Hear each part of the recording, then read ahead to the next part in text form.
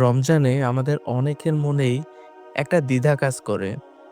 ইবাদত মানে কি অগোছালো থাকা? নাকি রোজা রেখেও নিজেকে পরিপাটি রাখা যায়?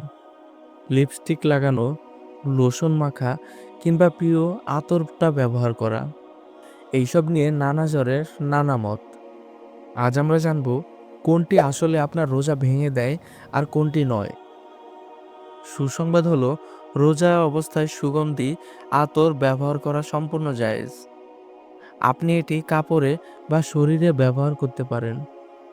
সুগন্ধ নাকে গেলে রোজা ভাঙার কোনোই কারণ নেই, কারণ সুগন্ধি কোনো বস্তু নয় যা আপনার পাকস্থলীতে প্রবেশ করে পুষ্টি যোগায়।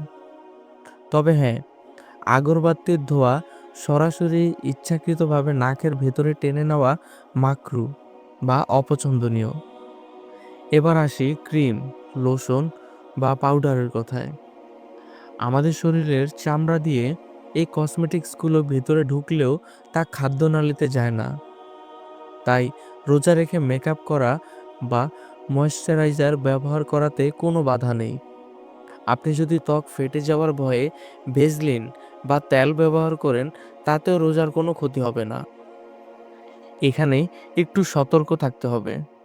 লিপস্টিক বা লিপ বাম ঠোঁটে লাগানো জায়েজ, তবে শর্ত হলো এর স্বাদ যেন গলার ভিতরে না পৌঁছে। যদি লিপস্টিক জিভ দিয়ে চাটার ফলে এর কোনো অংশ ভিতরে চলে যায়, তবে রোজা ভেঙে যাবে। তাই রোজার সময় এটি এড়িয়ে চলাই নিরাপদ। চোখে সুরমা বা কাজল লাগানো জায়েজ, এমনকি সুরমার স্বাদ গলায় অনুভব করলেও রোজা ভাঙবে না, কারণ চোখ থেকে পাকস্থলীতে যাওয়ার কোনো সরাসরি পথ নেই। পরিচ্ছন্নতা ও পরিপাটি থাকা ইসলামের সৌন্দর্য।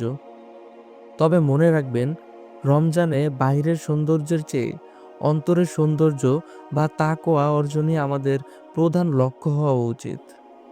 অহেতুক সাজগোজ থেকে দূরে থেকে ইবাদতে মনোযোগী হওয়াটাই হবে বুদ্ধিমানের কাজ। আপনার কি মনে হয়, মেকআপ নিয়ে এই তথ্যগুলো সবার জানা দরকার?